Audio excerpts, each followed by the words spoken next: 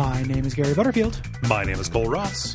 And welcome to Orb, talking Mr. Brisby, the Disneyland man.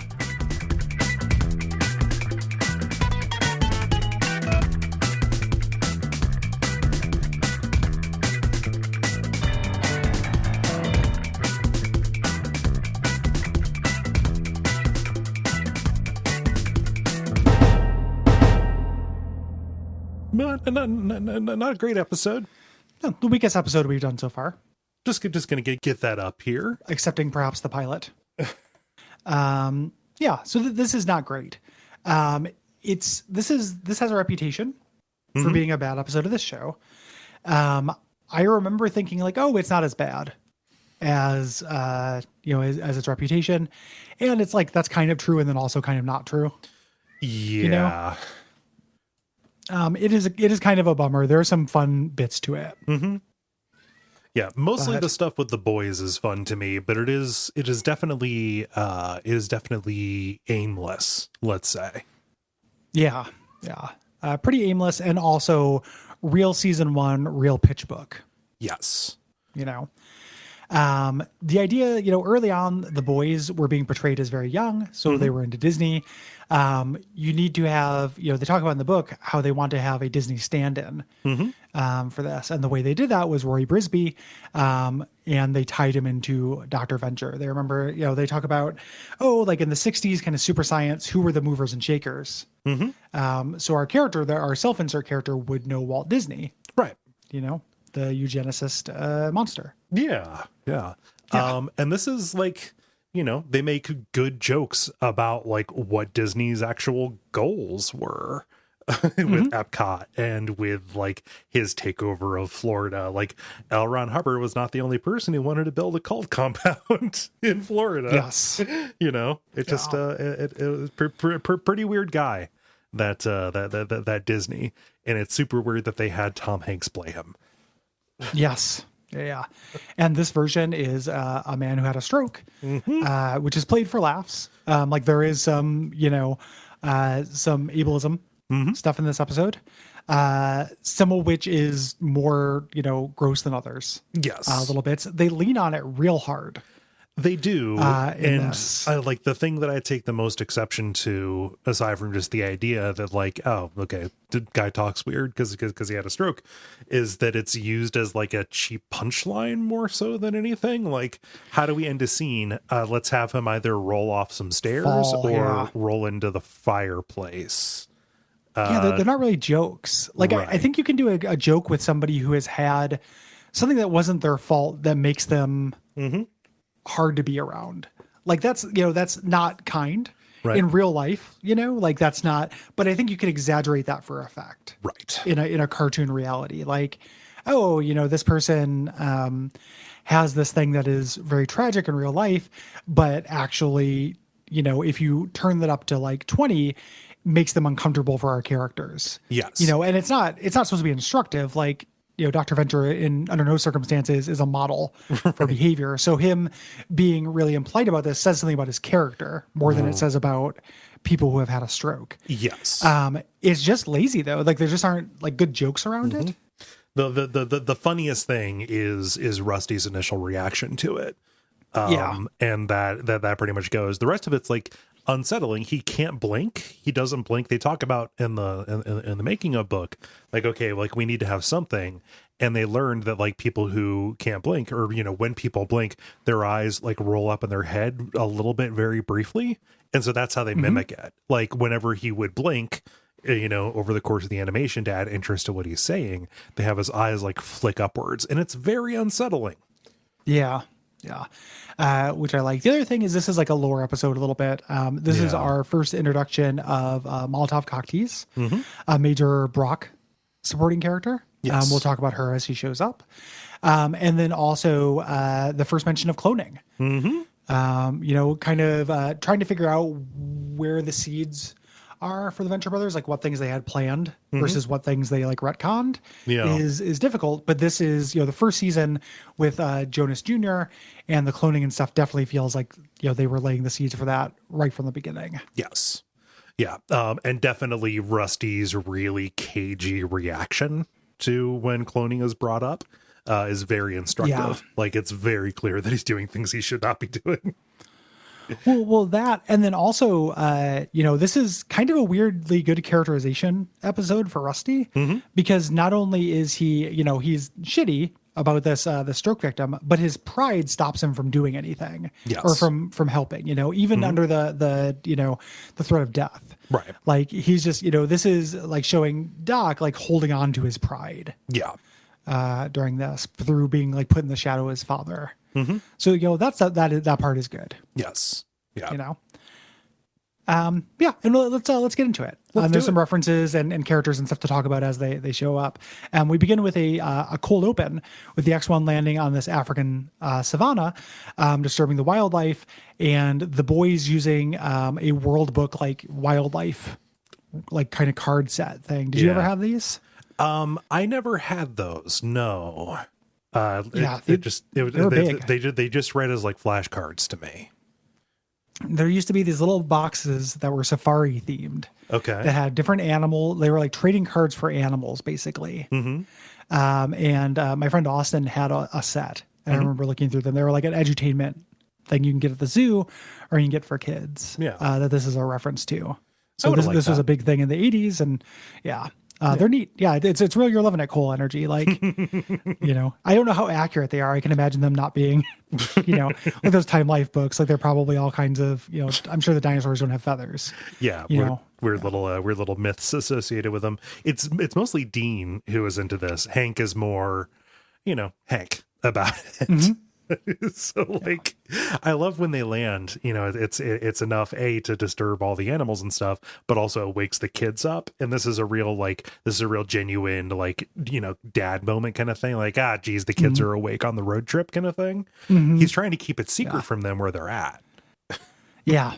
Cause he's here for business. Right.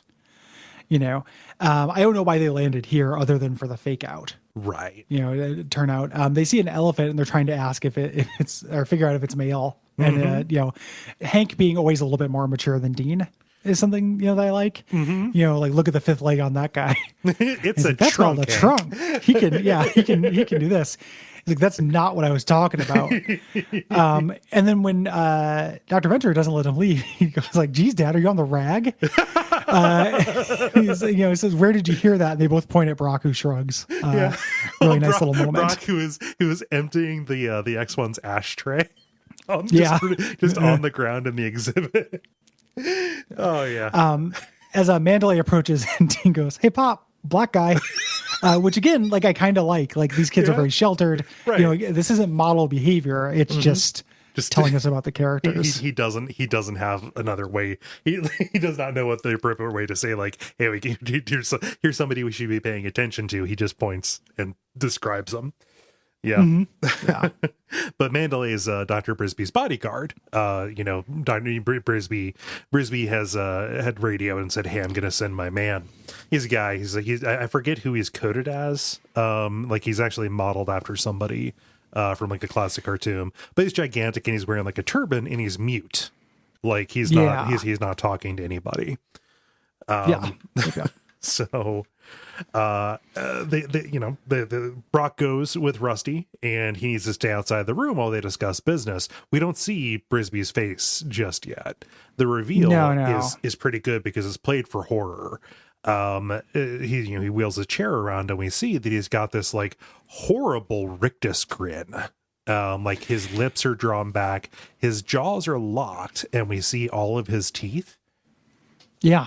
Yeah, and this is the reveal. He's like, welcome to the funnest place on earth. And it's like, it's very scary. Yeah, but his mouth is wide open. His eyes are wide open. It's also difficult to understand him because this almost feels like version 1 of Public's Hunter S. Thompson voice. It's got the same kind of like teeth together kind of mumbliness to it. But with the additional angle of like he is impersonating an older person, so there's like a little bit more rasp to it. Yeah. Just real quick, Mandalay is based on a character named Punjab from Little Orphan Annie. Cool. Yeah. So that's great. But I knew I had that somewhere. I was like digging through my notes. Yeah. Yeah. So, he sees him. He's very scared. He gives his origin, which he is trapped under an unstoppable animatronic Lincoln, which I really like. Unstoppable animatronic Lincoln. Yep. It was for 2 hours. And then like that wasn't the thing that injured him. No, it was just, he said that would give anybody a stroke. Mm-hmm. Yeah. It was it was an unrelated incident that has to do with an amusement park accident.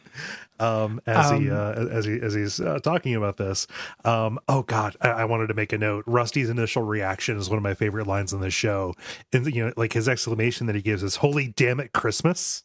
Yeah. It's very good. And he never gets used to it. No.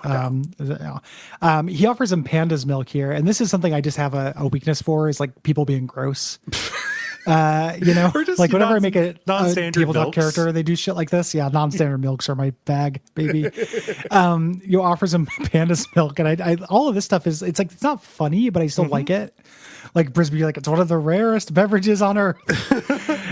Well, and like it would be too much if he introduced this detail, but in a line a little bit later, he describes it as piping hot panda's milk. Yeah. And also, because the panda's right here, it is freshly harvested piping hot panda's milk. Yeah. And the, sorry, it's warm, it came from my body. Like being in the same room of the food or drink you're getting, the producer of it, is something that just works for me. Yeah. And it's like, it's also like, it adds mystery to his character, because this could just be eccentric rich guy stuff, like, or it could be like him, like, yes, I'm drinking this for its health benefits or something. Like there are any number of reasons that would like that cause this to be like an informed trait, right? Yeah.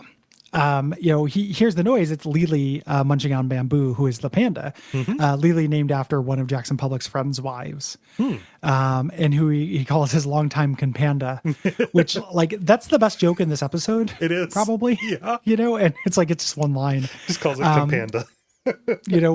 One from a trivia contest in '81, from Bowie. It was before the trivia craze, but he was a trendsetter.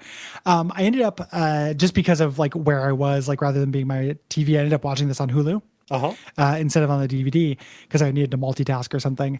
And I got an ad right here for something called ultra filtered milk. What? Yeah, right. It's like they knew that I was watching something about panda milk.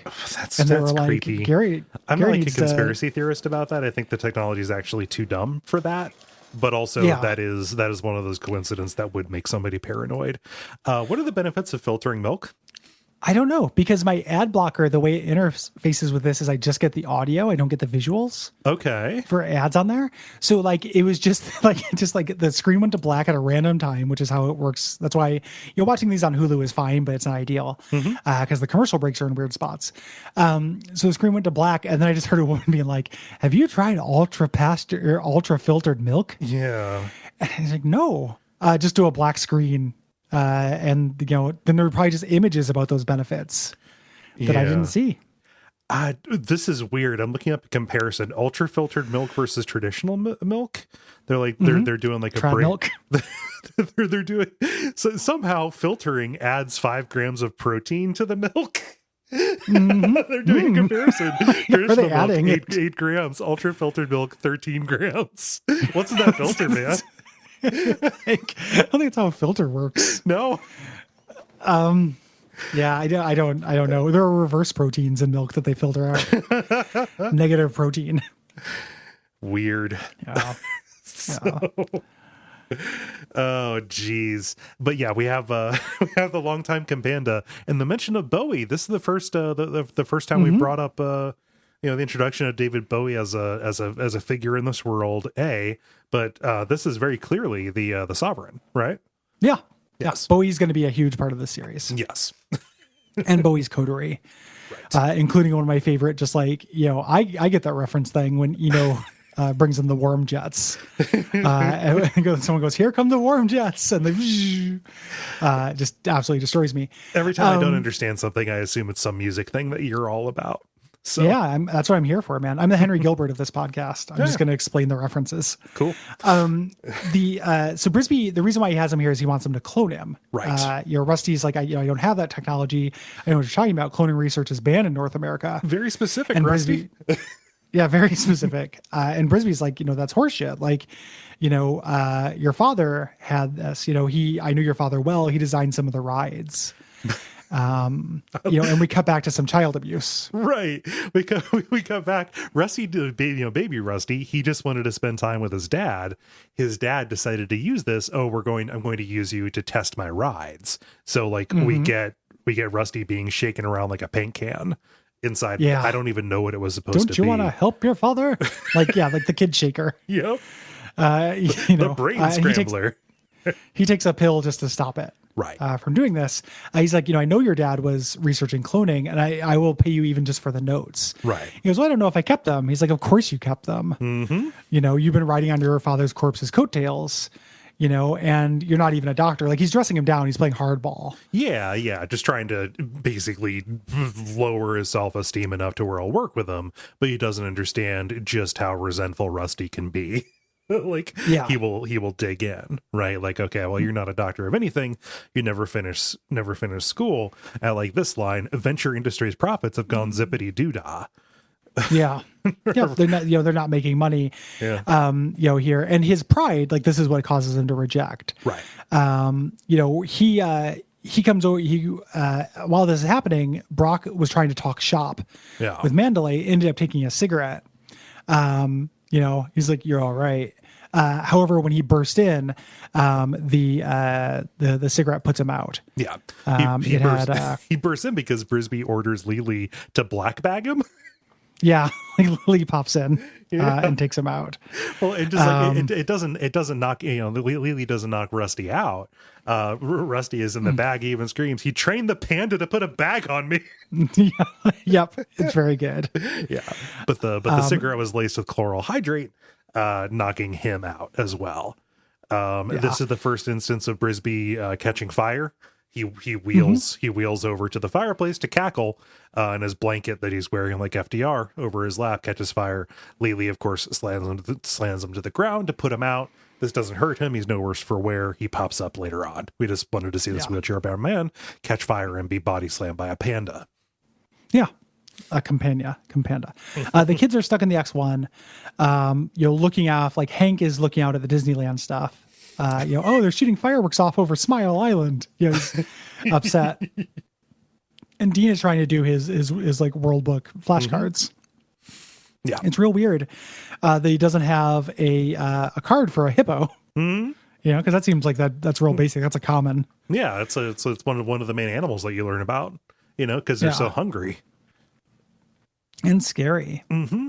Well, yeah, the way they shit. Come on, man. Yeah. Yeah. At one point, like when they're fighting here, Hank says, "That's it, Pussy Willow," to Dean, which I like a lot. Yeah. But as Dean is looking out and saying, like, "Hey, I don't have a card for one of those," what he's pointing to is it's like a robotic, like a hollow shell of a hippo that has some like troops inside, like a Trojan hippo. Yeah, Trojan hippo, and the mouth the mouth opens up and we see the first look at the Orange County Liberation Front. It's these guys who have like headphones on that are like, instead of being like the ear cups, it's two halves of an orange over their ears. Very, very strange. And this is also from the pitch book. Mm-hmm. The idea of this orange themed militia group. These guys don't go anywhere really. Nope. Gotta say, there's an element of this episode there's an element of this episode that's very like California Inside Baseball. Yeah. Like if you grew up near Disneyland and you had to see Disneyland expanding and stuff, this probably had a little bit more meaning to you. Yes. This is Disney as anything other than just a place that kids bothered their parents to go. Like Disney as like specifically a municipal menace more than anything. Yeah. But the idea that this is Orange County, like, they take Hank and Dean and they tie them up in the gym of the local community college. They didn't want to take any hostages. They thought that the jet was empty. They just wanted to steal the X1. Jet. Yeah. Before that happens, there's the thing with Hank torturing Dean by having the loogie hanging over his mouth, where you see Dean's face. His terror reflected. And this is very childish and funny to me. Like, it's really gross, but this is definitely Big Brother energy. Well, yeah. And Hank even says, "You're lucky I drank milk." But he delivers it while he has to keep his mouth open because he has this globule spoon. He's like, oh, he's gonna snap. So like, yeah, milk earlier, and like it's very funny to me. So Brock has been gets dragged out of this tar pit. Yeah. By Molotov cocktease, this character. Right. She knocks him out. This is an old flame of his. Molotov cocktease is like a Cold War Russian spy, kind of like Black Widow. Yeah. Yeah. Kind of character. Like explicitly, like her past is as like a gymnast. Yeah. Yes. Yeah. And the originally we never really got her origin. She kind of fades away in the story after coming back briefly. Where originally her father was going to be this Cold War spy named Siberian Husky, which is a good name for a Cold War spy character. Yeah. And she's like, it's weird. Like they talk about her in the book, how they never updated her design and they kept trying and they never were quite able to do it. Right. So she does feel very like old school. In terms of this show. The other thing is later, because of her outfit, which they were trying to come up with like a boob window for her, and they ended up just kind of taking away the whole front of her dress. This is another episode that eventually gained a rating in syndication. So it originally aired at TV-14, but was later TVMA because of her sexiness. Yeah. Well, and there's also like just a shot. Huge boner. Well, yeah. There's also his boner, but there's also a shot of her wearing nothing but the chastity belt that she has on. Yes. You see a lot of pelvis. Yes. Oh yeah. The vagina bones, as the gamers would call it. The vagina bones. Oh, geez. But yeah, she drags him out and then knocks him out. So they wanted to save Dr. Venture. The bodyguard was obviously of no use to them. One detail that I love about the Orange County Liberation Front, like as they are briefing them and talking about what's the problem, like they're not deranged. They even say like, hey, we're not a bunch of maniacs. One of them gets a phone call and his wife has gone into labor and everybody reacts like a coworker would, like, oh man, congratulations, like they gave him a hug, like go get him, champ.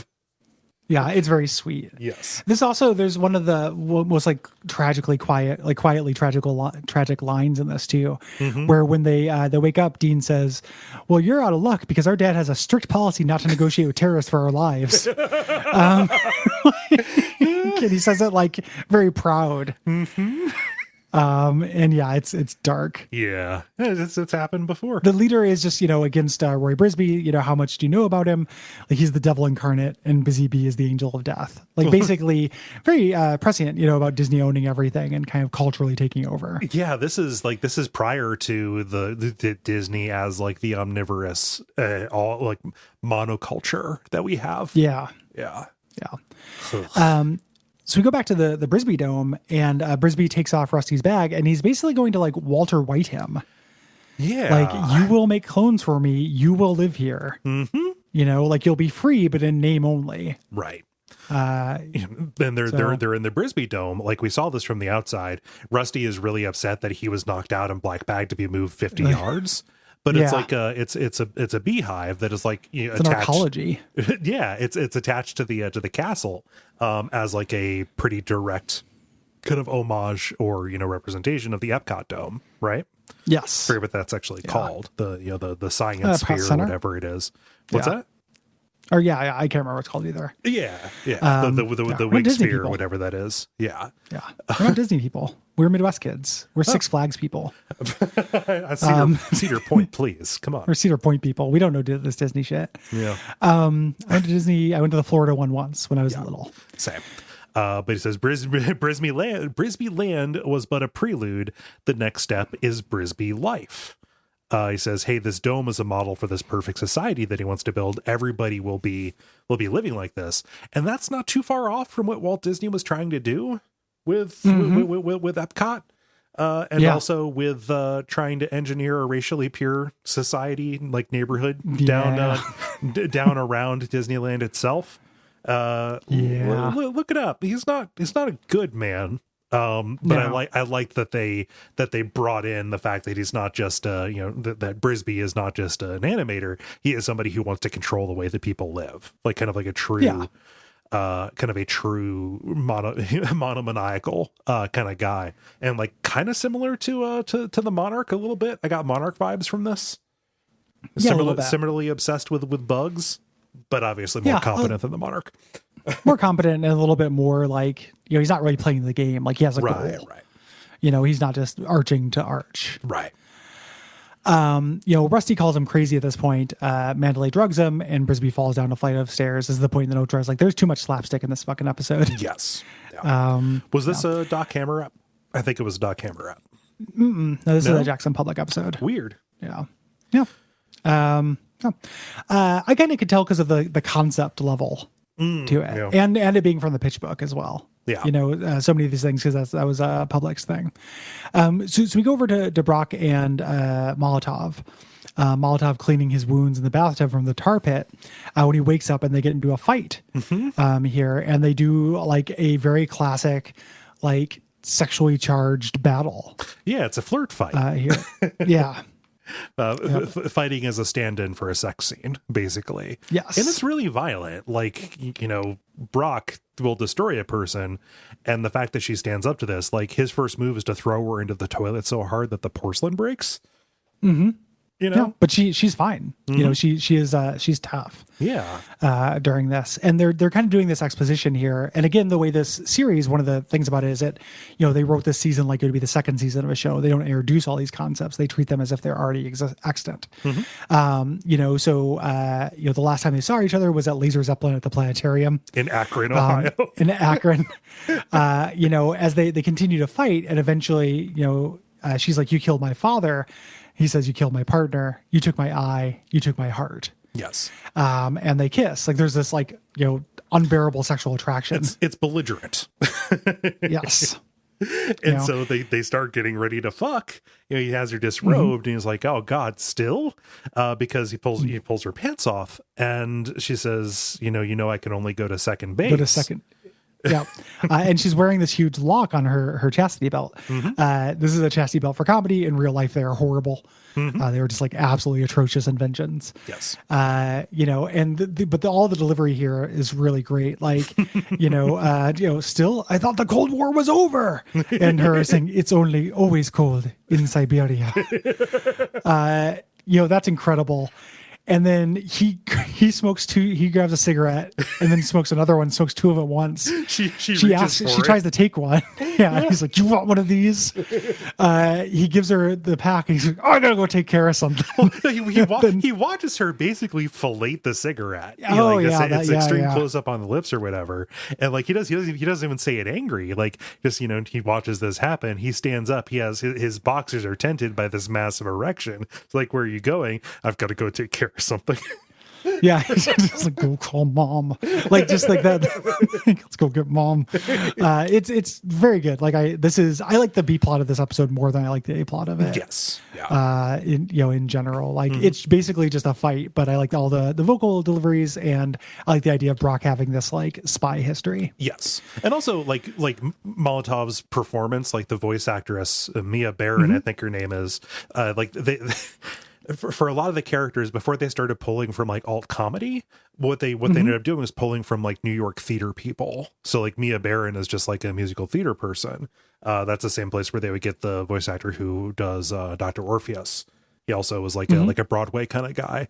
But like Mia's performance on Molotov, specifically the way she says "Simpson," like just like it immediately like is endearing to me in a fun way.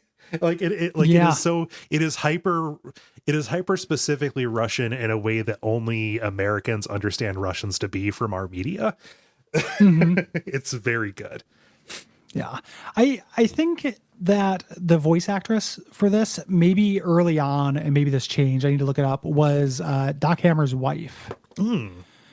I think they were married at some point. I remember seeing that in the Slack channel. Okay. I think Gwen was talking about it, and Gwen is right on. Yes. About this kind of stuff. And that would also explain why she kind of disappeared. Ooh, okay. From the show. Yeah. That makes sense. So I think that is true. I meant to fact check that before recording and forgot. So everyone forgive me if that's not true. But yeah, I end up having some affection for this character. They don't really do anything with her. Like she doesn't go anywhere for like kind of a major tertiary character in the show. But I do anything with Brock's backstory. I have a big weakness for. Yes. Anything that gives him that sketches him out just a little bit further, and like she specifically is somebody that he has a soft spot for. She does become major in season 4. Yes, and then kind of disappears completely. Yes. So we go back to the Orange County Liberation Front, talking about Brisbyland taking over the county, spreading to Florida, France, and Times Square, like Disney did. And the way they're going to get back is by turning their technology back on the corporation. They were making these antenna hats that do mind control. Yeah, these antenna, like bee antenna, like Mickey Mouse ears that kids, kids wear. And so like they put them on, and the kids are immediately like chanting "Kill the bee." I love this. I love this line here. One of the henchmen here asks, "What did you do? Turn them all the way up to Patty Hearst?" Yep. Patty Hearst, the famous Stockholm syndrome. Symbionese Liberation Army. Patty Hearst had come back in a big bad way. Like at least a reference here. I think in season 3, something like that. Yeah. This is also, they're doing some kind of Orange County Liberation Front touches, where they're talking about Brisby taking over and just like, there used to be this lovely Applebee's where we met, and like, look at Chad here. He used to be a professional skater. And I was trying to figure out if that was Chad Muska. Because that'd be a weird pull. Like Chad Muska is a California guy, I'm pretty sure. Yeah, that would not be the strangest subculture that they pulled from. But also, I don't know how prominent Chad Muska is in any scene outside of people who have played Tony Hawk 1 or 2. Yeah, well, but I mean, that's the thing, though. That's part of why I was kind of wondering if that was why it was that, because that was not a good sentence. But because one of the reasons why I love this show is just like feeling like I have so much in common with the creators. Right. Like a lot of the references are things that I'm like, so it's like I wouldn't put it past Jackson Public to play a lot of Tony Hawk 2. I know who Chad Muska is. Well, it's hard to tell because they're all wearing the uniforms. So so I have no idea. It's just like that's what I was thinking. But yeah, I love that they have become radical. They are militant in order to take back the Applebee's. Yes, take back an Applebee's. One corporation versus another. Yeah. We go back to Brisby interrogating Rusty for his cloning stuff. They gave him a truth serum. Yep. And he's, this is really great. I love this. I forgot that they made this reference. It's not the deepest cut because Rear Window is it's a famous Alfred Hitchcock movie, but just to specifically pull the Grace Kelly performance. Cause like, just establishing a baseline. Who are you? What's your name? And Rusty is going around turning on lamps and saying, reading from top to bottom, Lisa Carol Fremont. Like Grace Kelly's introduction in Rear Window. It's so good. Well, and the guy goes, he's telling the truth, which because he's hooked up to a polygraph. He believes it. That's very good. This is probably the best thing that they do with the pill popping, actually. Aside from the later pop, like actually having it be a material thing in an episode, the fact that he cannot be pumped for information because the pills he takes interact badly with the truth serum. It's actually fun. It pays off. Yeah. The Orange County Liberation Front is leaving in the X1, and Brock and Molotov went off to go help, basically, or Brock thinks that she's helping. Yeah. He gets into this airfield by pole vaulting into the mouth of one of the soldiers. This is something that I used to think about a lot. Well, believe it or not, like as a kid. One of the, so as a kid, not just after you saw that this was a possibility. This is one of those upsetting things like Midlife Chrysalis that stuck with me because it is a singularly violent thing. Like, that person would be paralyzed. Yeah. When I first learned about pole vaulting, I thought about sticking a pole vault into someone's mouth and pole vaulting. Like, not thought about every night before touching myself, but just thought about that would be a thing you could do. And then I saw it on the Venture Brothers. I was like, oh shit. Yeah. It's kind of like after I understood golfing, you're taking a drive and you have a tee, I immediately thought oh God, what if you made somebody lay on the ground and hold the tee in their mouth? And hit the ball off of them. That comes up and stuff. Yeah. Yeah. Really scary. Yeah. Not good. A lot of ways to be cruel to your fellow man. Yeah. But yeah, Brock just totally bodies this guy and destroys him for life. Snapped his spine behind the mouth. Makes a new Brisby. No. So he's too late as the actual one's taking off. He throws a rock, it wakes up Helper. He's like, of course, Helper, I'll summon him. He's programmed to come when called. And instead of overriding the controls, Helper just jumps out of the plane and lands. And then they just cut away. Yeah. There are a lot of weird cuts in season 1 that feel like they're still learning how to edit. I think this one is actually really good though. It's really good. I think that's a really funny cut. Like, they don't have like a busted up Helper following them around. He's just gone. He's out of the episode because he jumped out of the plane. Yeah, he gets one little second here. Yeah. Geez. So Rusty has moved on from Grace Kelly to being Blanche Dubois. As they're talking about it, like this is where they realize, okay, yeah, his sedative has mixed very poorly with his pills. This is when the OCLF, the Liberation Front people, they attack the hive, and Brock and Molotov come in looking for the kids using this opening here.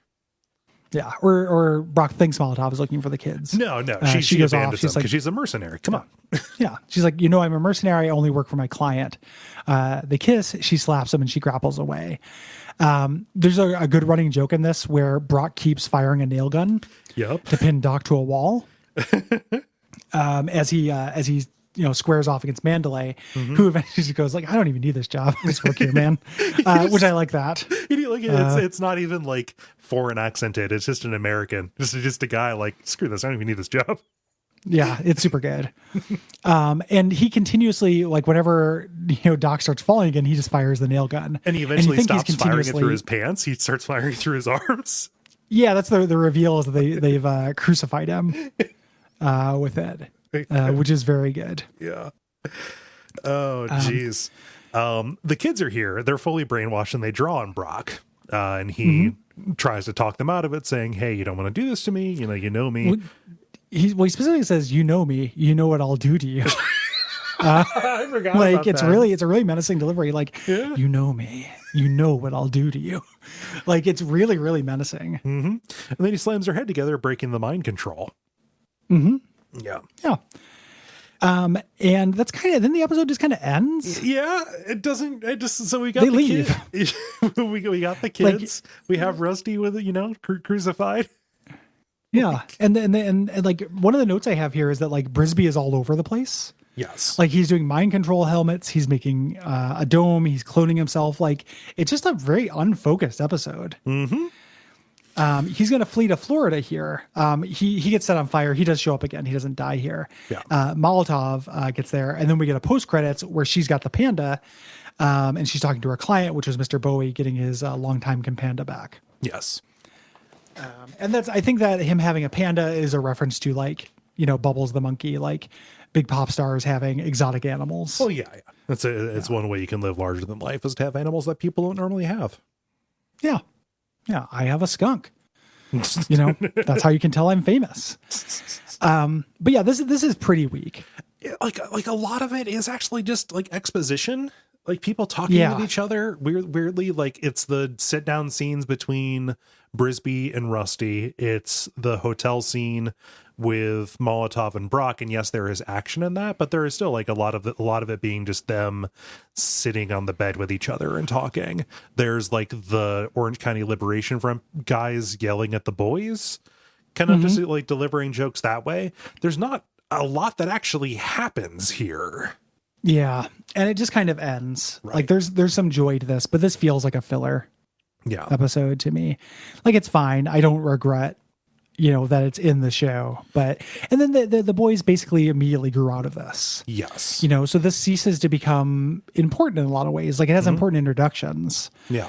But it does not have important anything else. But yeah, like Busy Bee would just kind of become a like an Easter egg almost. Like it would pop up every once in a while. I think like in late seasons, one of the boys is still using a Busy Bee wallet, I think. But he gets one other speaking role. Gotcha. I think when he's introducing the building at the college. Oh, Brisby does. Yes. Yeah, Brisby does. Yeah, well, but Busy Bee himself just shows up in Impossible. the background. Yeah. Yep. And then the Busy Bee just shows up in the background every once in a while. And that's it. That's all. And it's a little bummer. It's not a huge deal. It's not a war crime. It's just the weakest episode that we've done so far in a TV show that's generally really strong. Yes. And will continue to get stronger. Yep. We got good stuff coming up. Yeah, absolutely. What episode are we doing next? I figure we start announcing that since we're doing a different order. Yes. Coming up next will be Eeny, Meeny, Miny, Magic. With a guest. Ooh. We're going to be doing Eeny, Meeny, Miny, Magic with Gwen. Awesome. We mentioned before. The composer of our theme song. Yeah, absolutely. Yeah, I have that bass line. Sometimes I just hum that bass line around the house. It's very good. Introduction of Dr. Orpheus, Triana, the idea of Doc renting out the place to make more money. Really good episode. Well, introduction of magic in general to this. Yeah. With Dr. Orpheus, who's a great character. Doctor Strange is so fucking ridiculous, and just doing a knockoff of Doctor Strange is pretty fun. There's one moment in that episode that is the most relatable thing I've seen in the show. Actually, there's a lot that's very relatable in that episode, I think. Yeah. And everything with Dr. Orpheus's arc is actually incredible. And then H. John Benjamin joins that subplot, and it's just fucking incredible. Who refused to go on the script and just ad-libbed everything. Basically, and that's where you get all these things where he's like a Cerberus and he's licking his balls and he's real into it. Yep. It's good shit, man. It's coming. So love it. We appreciate you for listening. Good times on the way. Yep. We will see you next week. If you want to get episodes early, head on over to patreon.com/Duckfeed.tv. Yeah. And you can back us there, get not only that, but a bunch of episodes of our other shows that we do. That supports us. We are entirely listener supported. We're also supported by your word of mouth. So if you want to go and leave a rating or review on Apple Podcasts or tell your friends about this show, that would be greatly appreciated. Until next time, go Team Venture. Go Team Venture.